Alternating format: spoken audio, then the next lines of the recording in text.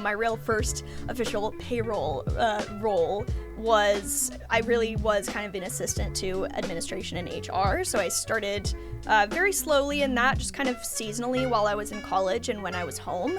And so that was kind of the real thought behind working for Failla again post-grad. I'm just super curious. And so I think that there is a price tag attached to it, and it's just not as easy as it used to be to study and learn about wine and drink great wines, because it used to be, I remember my dad having a liquor store, and like when we opened the restaurant, I was like pulling bottles out of the cellar that had 1976 Chateau Mouton Rothschild that had like a $19.99 price tag. Oh man. Our distributor, Chambers and Chambers, lost flowers, and Suzanne Chambers called your father and said, "Hey, what would you think about making some Sonoma Coast wines that we could pour by the glass to kind of fill that void?" And I've always said, and I've always laughed, as I've been with the company for 13 years now, and I think your dad's Pinot Noir is the only wine that the by the glass price has never changed in the 13 years. Yes.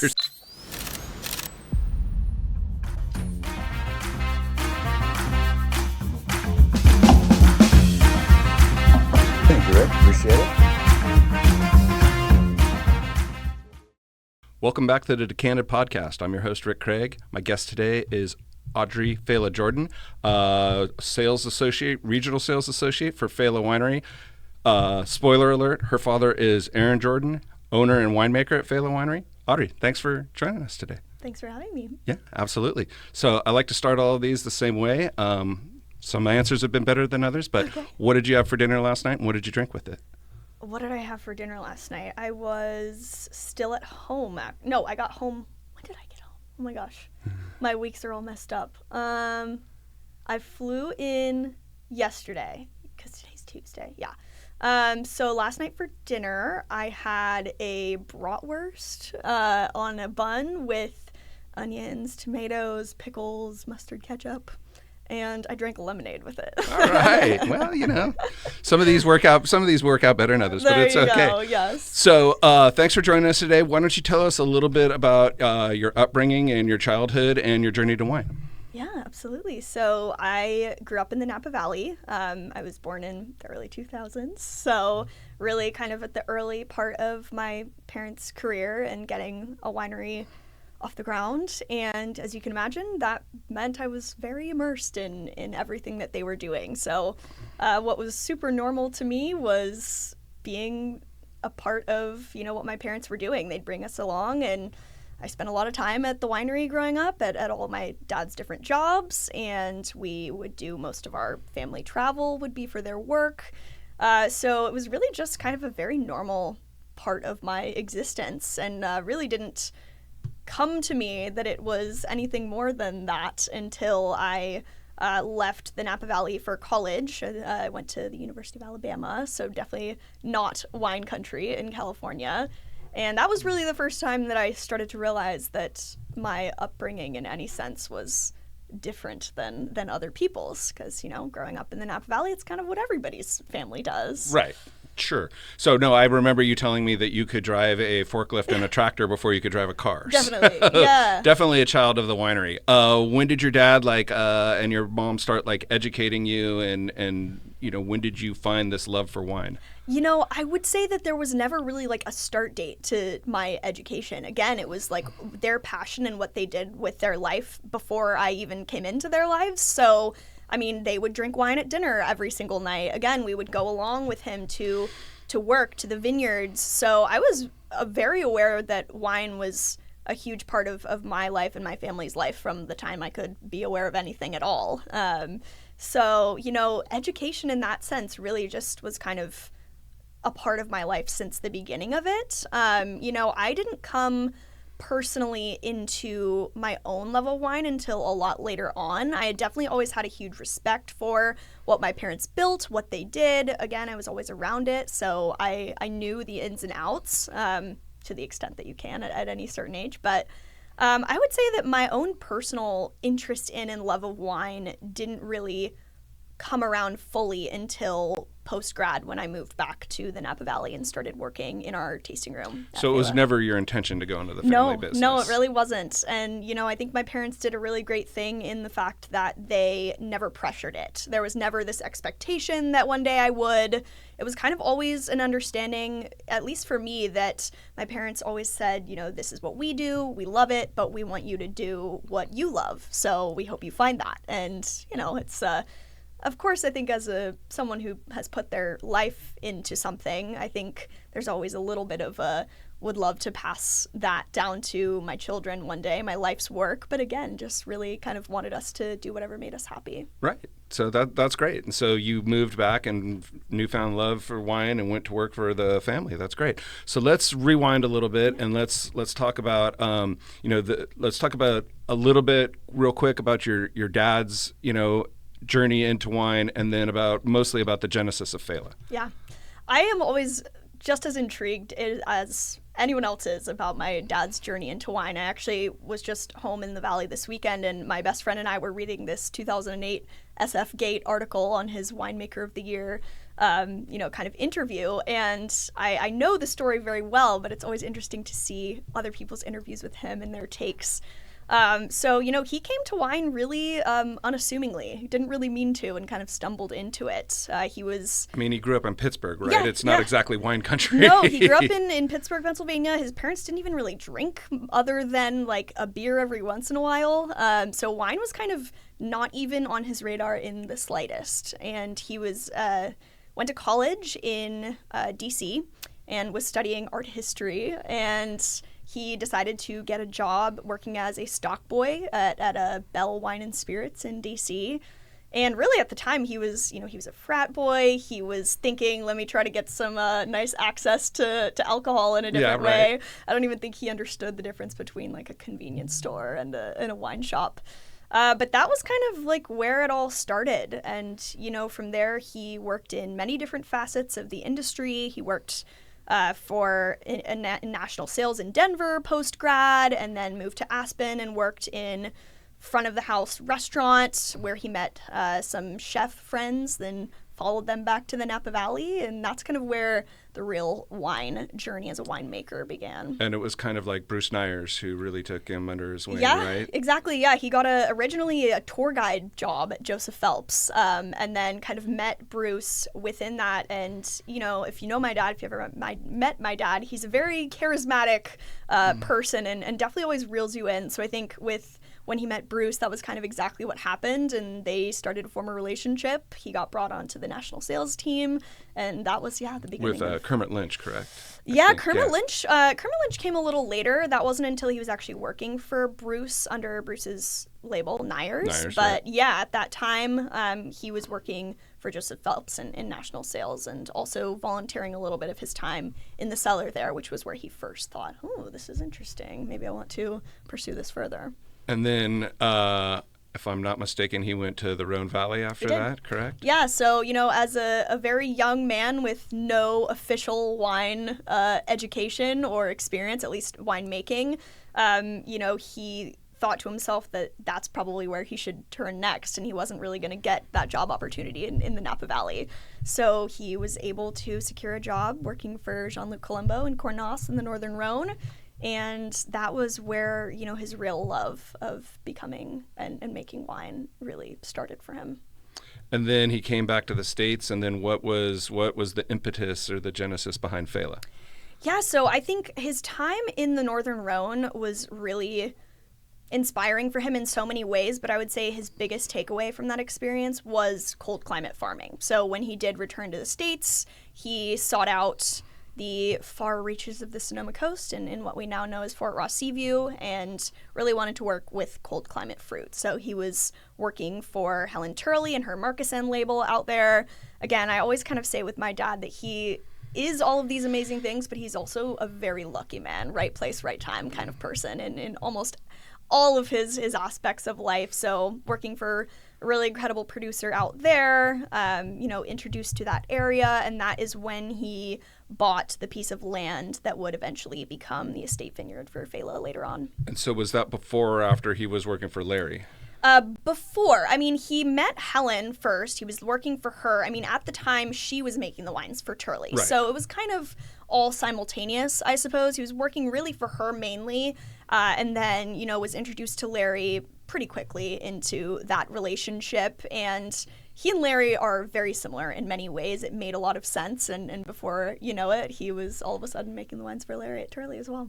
Yeah, and lasted for 20 years. Yeah, Right? yes. So, Yeah, very important relationship. and then it was all kind of like Failla was Failla Jordan at the point in Yes, time, right? yeah. When they initially, and it was all just small single vineyard like bottlings. And then as I understand the story goes, our distributor, Chambers and Chambers, lost flowers, and Suzanne Chambers called your father and said, hey, what would you think about making some Sonoma Coast wines that we could pour by the glass to kind of fill that void? And I've always said, and I've always laughed, as I've been with the company for 13 years now, and I think your dad's Pinot Noir is the only wine that the by the glass price has never changed in the 13 years. Yes. So Yeah, it's I love definitely going not out and common showing thing. that wine, and I love telling that story. So it's great. And then, it was Failla Jordan until he got a very not nice letter from Tom Jordan attorneys, I understand. Yes, that yes. he couldn't help it that it's his name. Yep. And then Failla, of course, was your mom's maiden name, correct? Yes.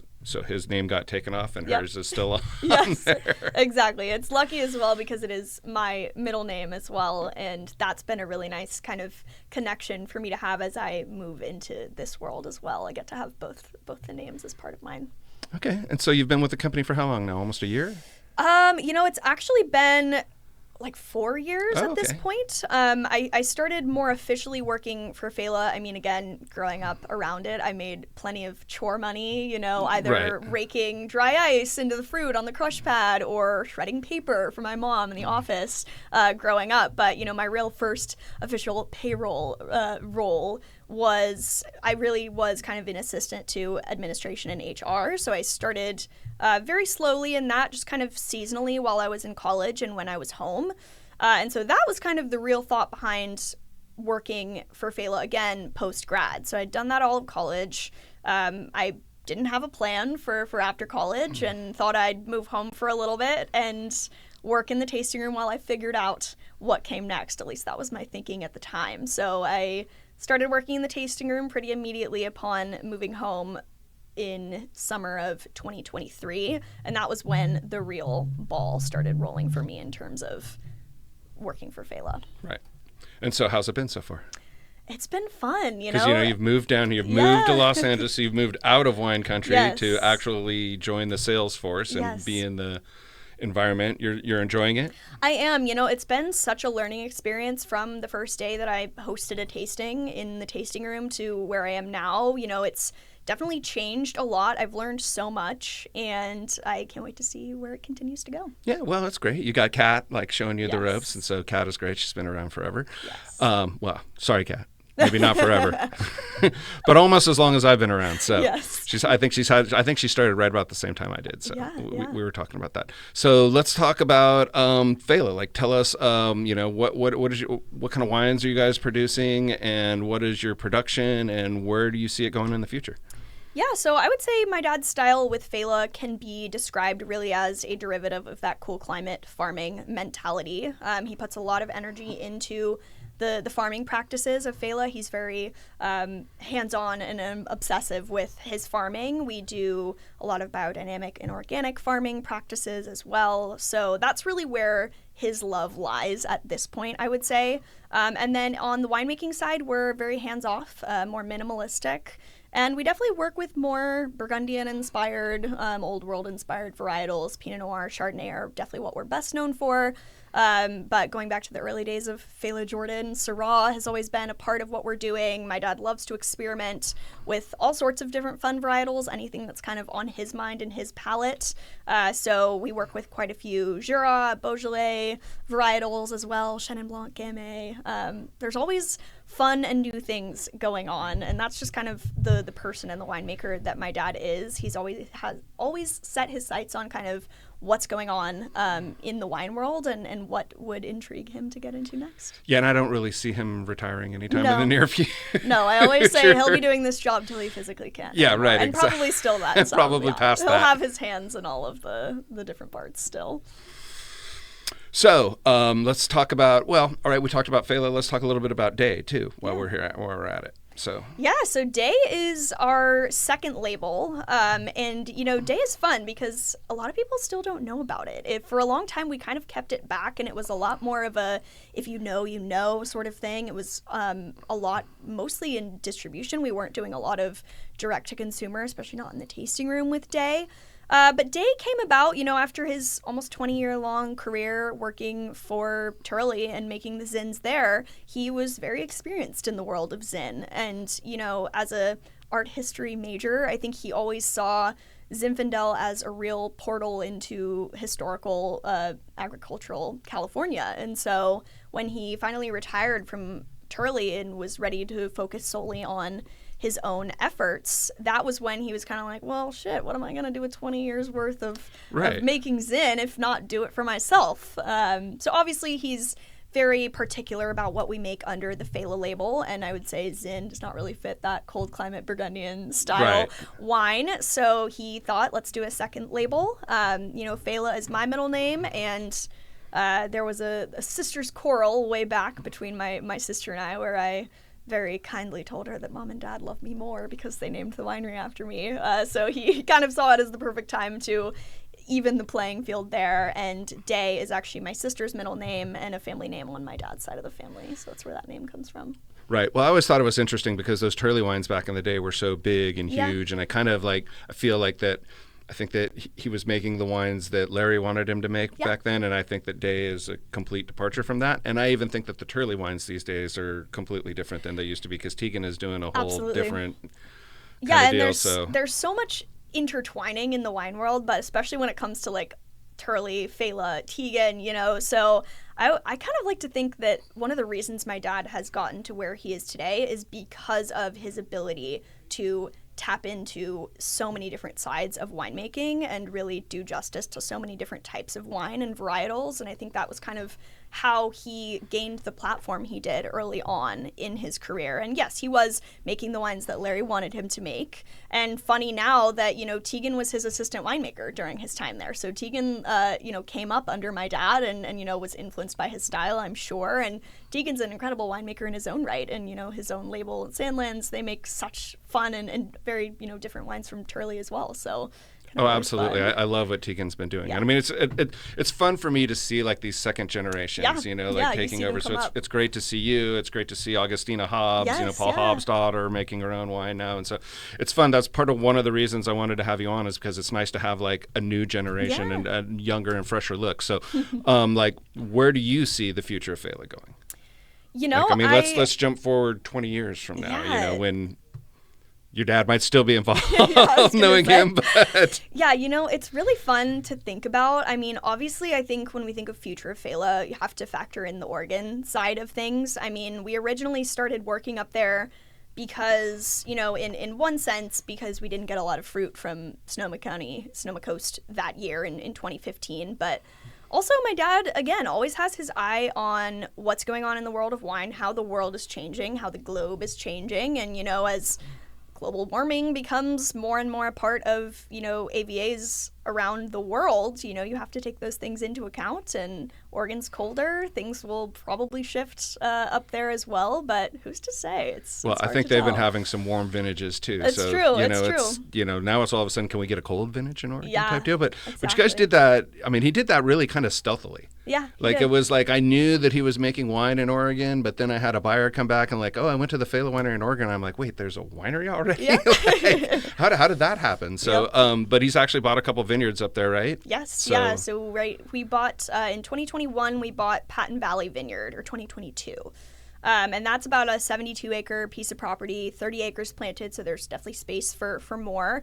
And we actually also bought another piece of land we call Perrydale, which is about 80 acres of completely unplanted land. So we're kind of just sitting on that right now. Not exactly sure what's going to be done with it or even when, but that's kind of another little thing in the back pocket that will be interesting to see where that goes in the future. Fun. So let's talk about you. Do you have any interest in winemaking?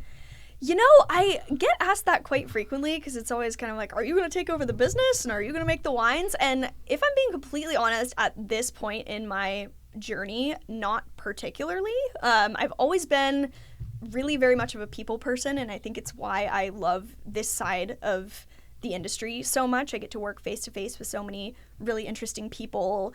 And, you know, winemaking, I understand it very deeply. I'll say this, if you gave me grapes, I couldn't make them into wine. But at the same time, you know, I've seen, how old am I? I've seen like 23, 24 harvests at this point. So I've seen how it goes from start to finish. I've seen how well, I'm sure you've probably worked a harvest or two. In a sense, yeah. I can't claim to have completely, but yeah, I've done lots of the different roles that come along with that time of year. And, you know, it's a very hard job. You have to be super dedicated. You have to dedicate so much time to it. It's very dirty, which, you know, I kind of appreciate and respect from afar. But again, I mean, who's to say? I feel like I'm still so green in the more official world of winemaking in my career in it. So I will never count anything out at this point. And it has always interested me in a sense. So we'll have to see. Okay. Check back with me in like 5 or 10 years. Okay. I might still be here. Okay. We should hope so, right? Right, exactly. So basically, what is your role right now? And are you mostly just like leaning on education, on doing like events like we're going to do tonight? Yeah. Like what is your focus? So as you said at the beginning, my official title is Regional Sales Associate of Southern California. And so I get to work with our wonderful Chambers reps and through Chambers as our distributor. And I mostly do a lot of market work. So I go out into the market with our wonderful reps to restaurants, wine bars, wine shops, pour the lineup, talk about the story, which is always really fun because that's something that I can so connect with and something I'm so familiar with. So that part of the job has been really easy to kind of go into, I suppose.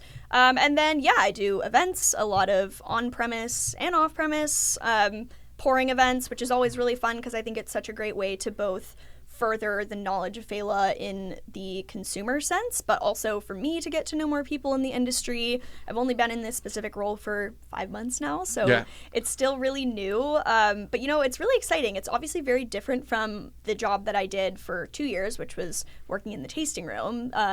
So, you know, I'm always learning, and that is definitely what takes up my day-to-day. Staff trainings, you know, communicating with reps, with buyers, and yeah, kind of continuing to push the wine down here in the Southern California area. Awesome. So let's talk a little bit about your generation. What do you think that your generation's relationship with wine is? You know, it's so interesting because obviously when you look at kind of the discourse in the wine world, it's always like, you know, your generation's not drinking wine. And, you know, I think it's true when you look at like the numbers, just in terms of before, because obviously there are so many more options nowadays when it comes to alcohol or even beyond that, whether it be seltzers or cocktails or even like the marijuana sector as well is so much more prevalent and legalized. So in California, at least. Yes. So, you know, I see that side of it, but then I also see the side of it where I am part of this and I drink a lot of wine. My friends all drink a lot of wine. Anytime I meet someone new and we talk about being involved in the wine industry, people drink wine. It's kind of just, I think the difference is what wine are people drinking? What are they're not as much gravitating towards the more expensive designer side of winemaking, if you will, in the younger ages. Well, I was going to say, I think that there's a catch there. So like when I was your age and I was in my 20s, you could go to a High Time or to a store and you could buy like a nice bottle of wine and it didn't cost a fortune. Yes. And, you know, those wines now cost $200, $300, $400. So I think that that's put a big kind of stigma on it. And I only ask the question, you know, because my kids grew up around me and I was a restaurant owner for 18 years. And, you know, my dad started teaching me about wine at 14 years old. He was a collector. My kids have been around it their whole life. Yeah. They have no interest. They don't drink wine at all. Okay, there you go. Literally not at all. It's unbelievable. Yeah. My daughter came home from college a few years ago and asked me for a sweet pink wine. I'm like, You're no, I like, don't "No, have any please, of those. my heart."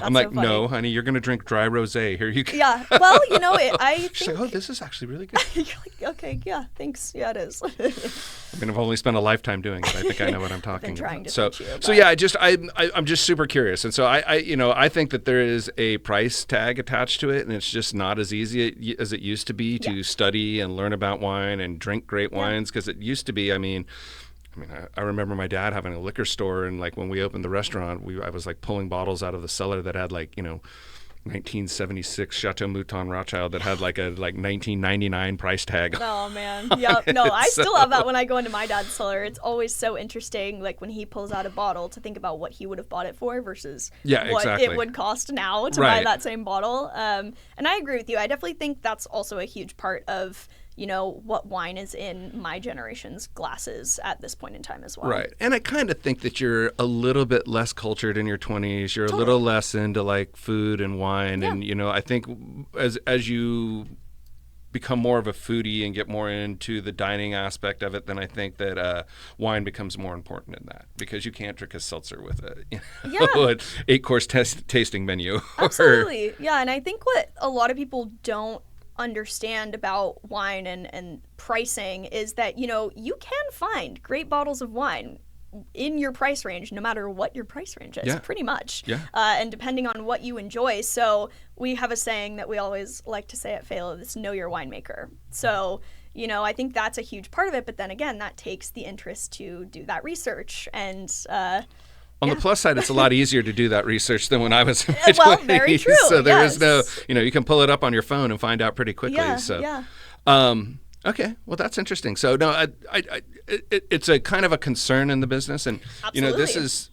Our business is really in like turmoil right now, and it's really weird to look at everything going on out there with RNDC closing and brands going here and brands going there, and it's why I love Chambers so much, because I feel like we've just stayed as this like beacon of stability in what we do. We have the best of class brands. We are loyal to our producers, and people know that we're not going anywhere. So I feel that security has really helped us in this kind of crazy time, and it speaks the same for Failla. It's like, this is a brand that people can trust and people know. And yeah, absolutely. And if you do any research on your dad, you know that he's not going anywhere. No. So he loves doing what he does. So, okay, so let's talk about, is there anything that concerns you moving forward? Yeah, obviously talking about the topic of where the wine industry is at this moment is kind of always a little bit of a concern. I won't lie, I would say my dad took a chance on me in terms of allowing me to explore this role, especially in the times that we're in right now. And I think the real deciding factor at the end of the day was that he said to me, if you can succeed in this climate, then you'll be just fine afterwards. And there's always the conversation of there's always ebbs and flows in the wine industry, and that's very true, but this is a weird time for sure. And so I guess concerns would lie within that for me, on a more personal note, but also just for Failla as a whole. But at the same time, my dad is so business savvy and has spent so much time, not only with Failla, but also with Turley beforehand and Nyers. He was able to have such a hand in all of the business decisions at the end of the day. So he has such great experience in his back pocket to kind of get us through times like that. And I think that will always be a real positive to the hard times. So let's talk about you. Like, outside of Failla, what are your favorite wines to drink? Where does your palate go? I similarly, in reading that SF Gate article, my dad was quoted to be saying I'm an omnivore when it comes to wine, and I truly feel like that is me right now as well, especially since in the grand scheme of things, I'm very new to this industry. So I'm constantly drinking all sorts of things and always trying to expand my palate, expand my knowledge. But I would say if I'm going into a wine shop and picking out something myself, this summer I've definitely been in the crisp whites world. I love Chenin Blanc. I love a crisp cold climate Chardonnay. I even had a Alto Adige Sauvignon Blanc Italian, like 2019 vintage from Mission Wines in Pasadena that the buyers recommended to me. They're awesome over there. But You don't see a whole lot of Sauvignon in Alto Adige. You actually, don't, no. no. So it was like super intriguing. But those are the kind of things that I think are so fun for me because, you know, I have a certain lived education experience from the wine world that I grew up with, and then I have the education that came along through working in the tasting room, and you know, I did a little bit of WSET as well for my more kind of official education. But you know, I think it's cool because you can never know everything about wine. So at this point in my kind of career in life, I'm really trying to focus on soaking up all the things and learning as much as I can, both through official channels, but also by drinking wine. So let's approach this from a different angle. If your dad were to ask you to go into his cellar and pick out a bottle of wine, what would you be picking out? Oh my gosh.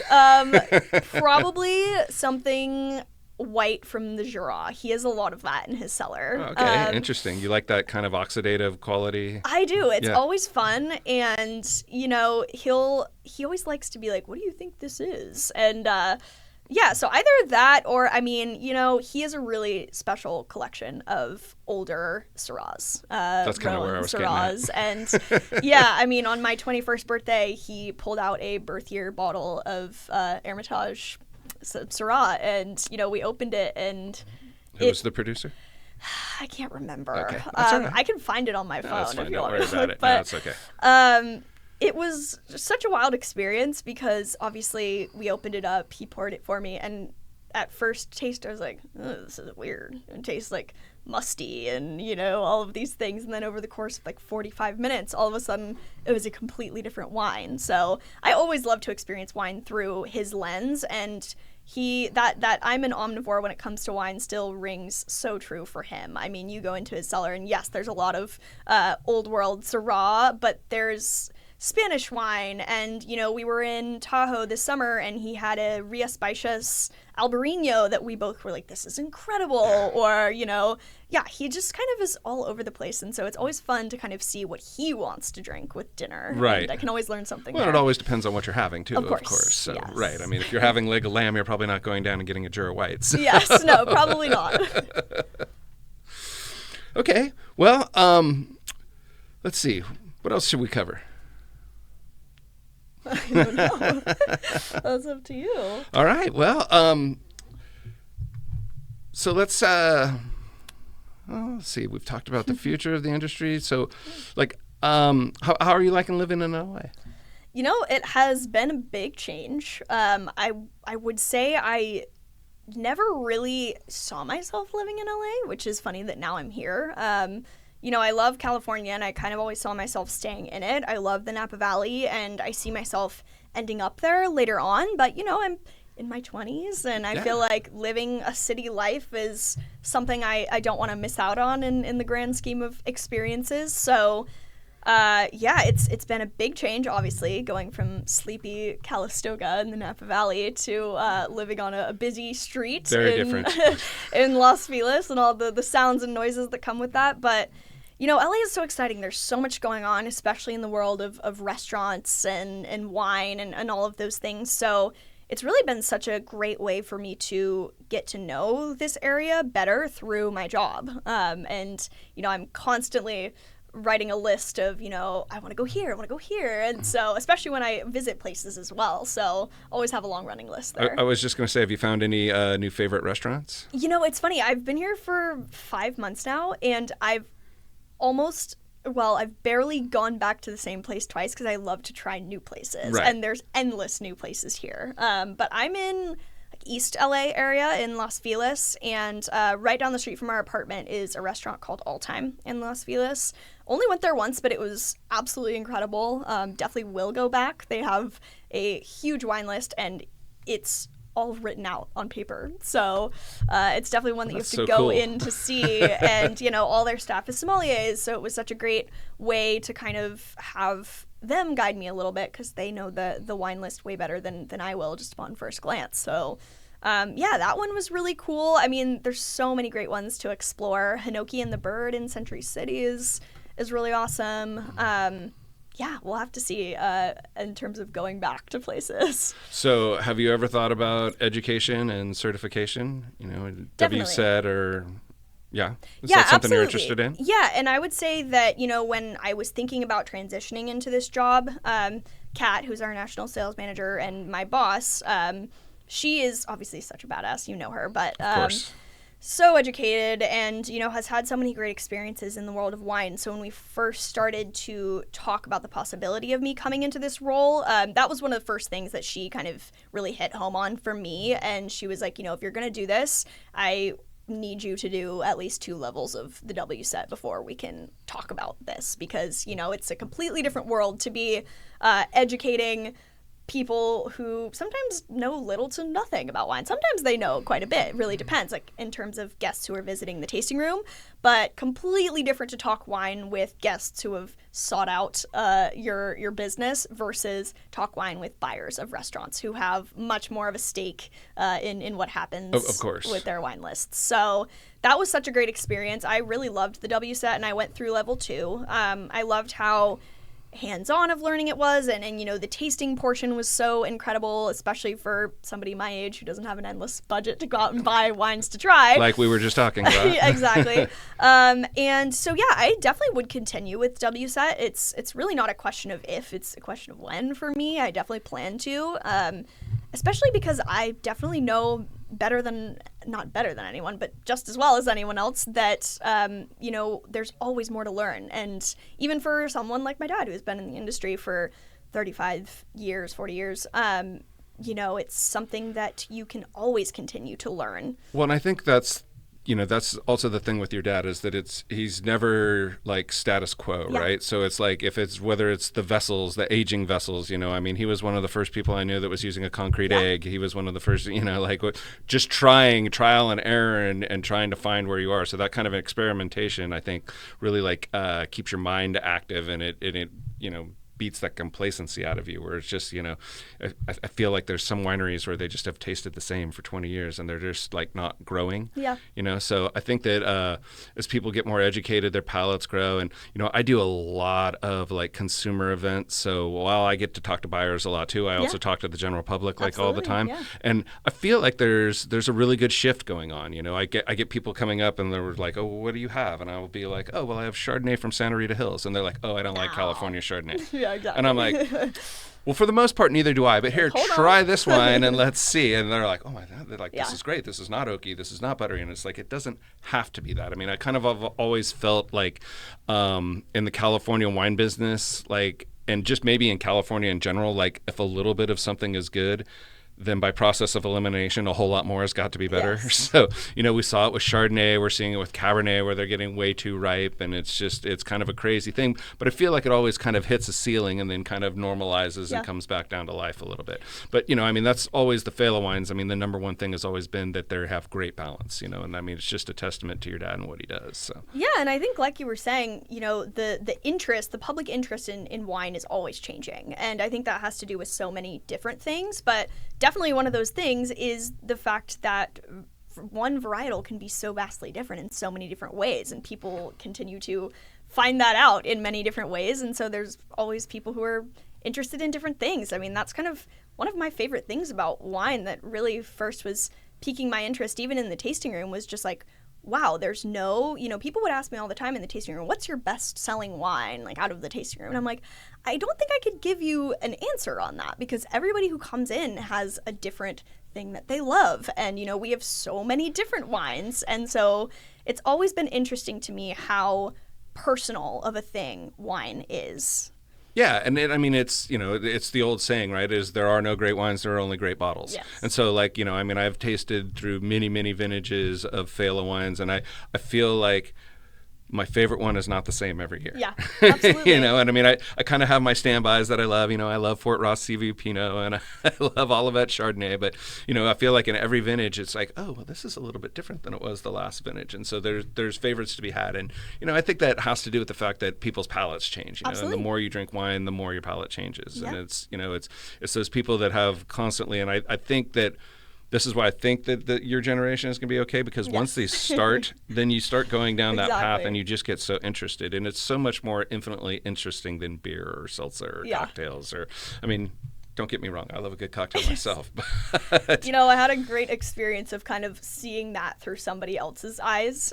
When I went to college was obviously the first time that I'd really spent any time outside of the wine world of Napa Valley. And, you know, that was also the first time where I started to see from other people's perspectives their idea of what, you know, my family did. And I remember with new friends when I first got to college, you know, we're getting to know each other. And what do your parents do? Where are you from? Whatever. I'm from the Napa Valley, and my parents own a winery. What? And I'm like, oh, what? Is that interesting? So that was kind of how I even started to get an idea that people found that to be like super intriguing outside of just the world of wine itself. But you know, I had quite a few friends in my early years of college that, you know, it's not uncommon to go to the corner store and buy a $5 bottle of whatever it is and, you know, drink the whole thing before going out to the bars. So I remember one time I was like, sure, fine, I'll do this with you guys. So I'd pick up a bottle of Barefoot something, Moscato, I don't know what it was. I'd never seen the bottle before. I was completely unaware of, you know, what it was or what it meant. And again, I don't even think I had an idea that I had like tried all these incredible wines before in my life and might have a slight issue with drinking that kind Moscato. of wine. Yeah, so we all go back to my dorm and, you know, put a jumbo straw into the bottle and take one sip, and I was like, no, I can't do that. And they're all like, what? It's completely fine. I'm like, no, I can't do it. And, you know, so for like years afterwards, I would always get Audrey won't drink cheap wine, like, you know, from my friends. And it wasn't until we all were turning 21 junior year, and my dad was kind enough to send out a case of our Brut sparkling for my birthday. And so I was sharing it with all my friends at my birthday party, and everyone was going, oh, this is really good, you know, all those things. And I'm like, okay, yeah, see, now come back to me this time. Now you actually see when you try the good stuff, you're not going back. You need something to set the scale, Yes. right? There has to be like a Mendoza line, right? Yeah, Where yeah. you're like, okay, this is my benchmark. I don't expect to have this all the time, but then this is the low point too. So you try to find things that fit in the middle of it. Yeah, and again, like, to each their own. Everybody kind of has what they like, but I definitely do think that the more you try wine, the more your horizons are expanded, and the more you kind of have a different thought. 100%. So, I mean, I had a really similar circumstance when I was young. My dad was a collector and loved wine, and, you know, started teaching me about wine at like 14 years old, and I always got to drink a great glass of wine at dinner. And so by the time I got to like high school, like I was like educated about wine. Like I knew like all the first growth Bordeaux's. I knew all the Grand Crus and Burgundy. Yeah. I like, you know, it was like, you know, same thing you're talking about, the Barefoot Moscato. Like in my generation was wine coolers. Okay, you know, I'd go to parties, somebody would be like, you want a wine cooler? I'm like, No. God, no, that's terrible. And I thought, you know, this is so great. My dad is this like, you know, hip, progressive guy teaching his young son about wine. Yeah. And so fast forward to like I'm in high school and I'm down there stealing bottles with my friends, and they're trying to grab like, you know, Obrion and mid, like, no, don't touch that. Like, wait, don't touch that. Wait, get out of here. I'll pick the wine. And then all of a Sounds sudden it was like like you a did a good light, thing then. it was a light bulb moment. It was like, okay, he wanted me to be educated, and he wanted me to know, but mostly he wanted me to know what was okay Deter to your friends steal, from stealing and the even good more stuff. important, what was not okay to steal. Totally. That's hilarious. Yeah, I would say, you know, my parents didn't necessarily like educate me in that way in wine growing up. I mean, I was always allowed to try whatever they were drinking at dinner. I mean, I probably had my first taste of wine at a younger age than I should say. Of course. But, you know, they would talk about it, and that would always be something that I was around. And while I didn't have that real kind of education in terms of this is wine and all of these regions, but I knew where wine came from, how it was made, you know, and what my parents drank and things like that. So, you know, I do think it was really great just allowing me to be around wine and taste wine so young, because it really did take away that kind of mystical, like, you're not allowed to have this. Right. And so I think that was kind of a good thing in the long run. I think it's a great thing. Yeah. I mean, it's because everybody wants, when they tell you can't have that, that's what you always want to have. Right, of course, right. So it was funny. I was doing an event last night, and she had like overbought on one of the wines for the boxes they were putting them in. It, you know, it was a Burgundy, but it was, you know, it was an inexpensive. It was just a Bourgogne or something like that. And she's like, all right, we've got like 12 bottles or like whatever bottles left over, like put this on your table and tell people we're selling it retail inside. And of course, as soon as I tell everybody, well, we're not actually tasting this one, everybody's like, well, that's the one I want to taste. So next thing I knew, she was walking out with a bottle because a bunch of customers had come to her and go, okay, we all want to taste it. Yep, you got to taste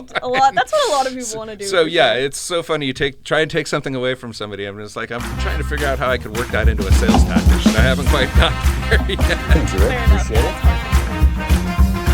Okay, well, this has been great. We've got an event to do, but I really appreciate you coming on. It was great to talk to you. Thank you for having me on. All right, It's been yeah. really fun. Excellent.